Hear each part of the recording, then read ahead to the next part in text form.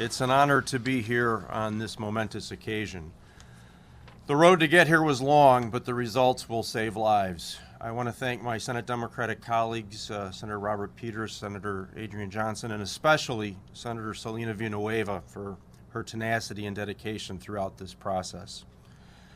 And I also want to thank the network of advocates that brought together domestic violence organizations and gun safety organizations and law enforcement to push to close the loopholes and to make our state safer. Hanging over much of this debate was a Supreme Court case that would decide what, if anything, we could do. I was relieved when the court gave us far more elbow room than I would have expected to tackle this issue.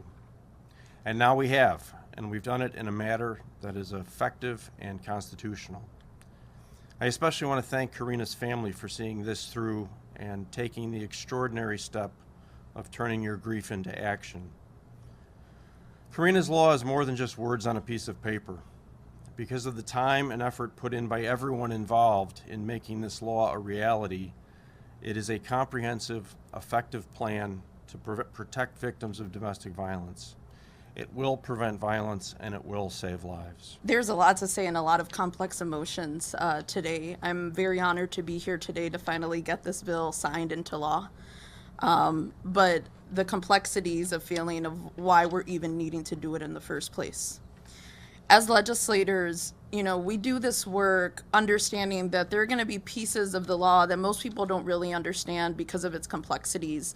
And it might be like a tweak of a word or two, or a sentence that might be changed, or a term that might be used that's outdated.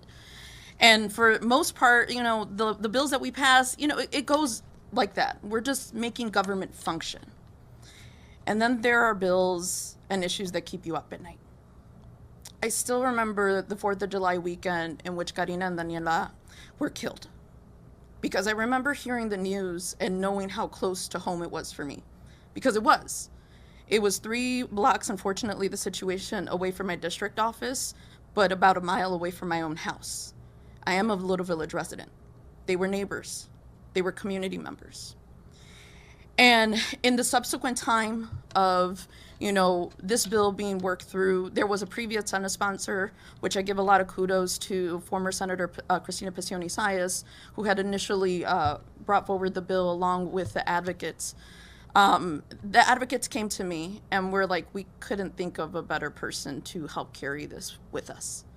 And I say with us because it was a labor of love, of passion, of determination between an incredible group of people coming together, of advocates, of Manny, Karina, and Daniela's family, of Monica, of standing up in the worst moment of their lives and saying that we're going to fight back. There's a lot of moments where as legislators, we also feel helpless. We don't admit it very often, but we do. We're in positions of power, but we don't always have the ability to change everything that we see fit and everything that we want to do, especially with everything going on in this world. But as an organizer, I know that I can't change things by myself, that it takes a collective group of people in order to do so. And so I want to thank the advocates. I want to thank Sam, Maralia, the network. I want to thank so many people.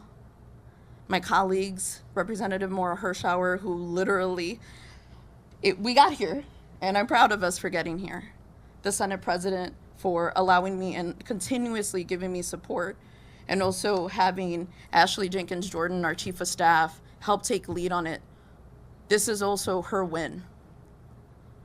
The Governor, I'm so very proud to be from the state of Illinois, and Lieutenant Governor, I'm so proud to be from Illinois, where we understand the impact that laws have on our communities, on our people.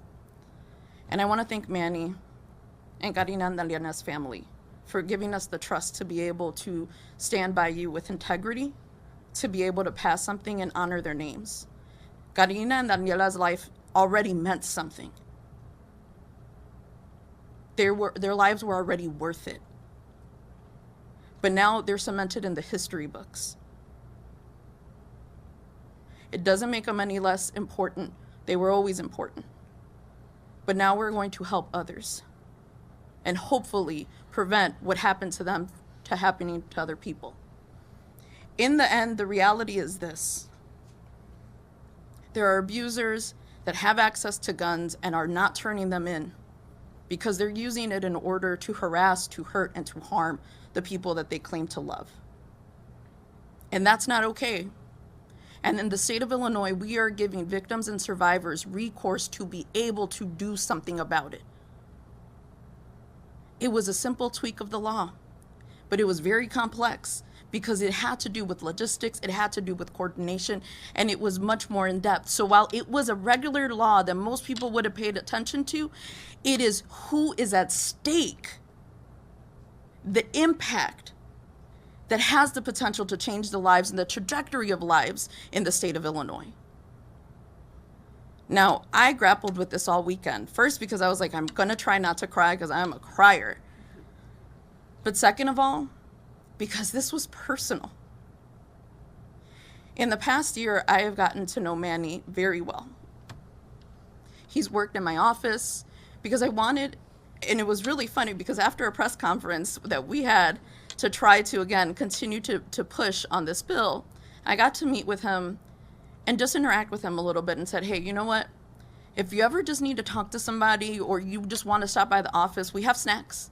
You can come out and chill. Like, you know, we're good. My district director, Christine, was also there and reiterated the same thing. And he took me up on that offer. And I remember talking with him, and I think it ended up being 3 hours that we talked in my office. And I knew this was someone that I needed to be there for. I knew that before when we were working on the bill. But being from Little Village, if you're from Little Village, you know that in the worst moments that we have experienced, the best thing that's come out of it has been the unification of community, has been people coming together to show love and appreciation. We've seen this happening with gun violence victims. We've seen this happening with gang violence victims in Little Village. And it happens throughout the city of Chicago and it happens throughout the state of Illinois.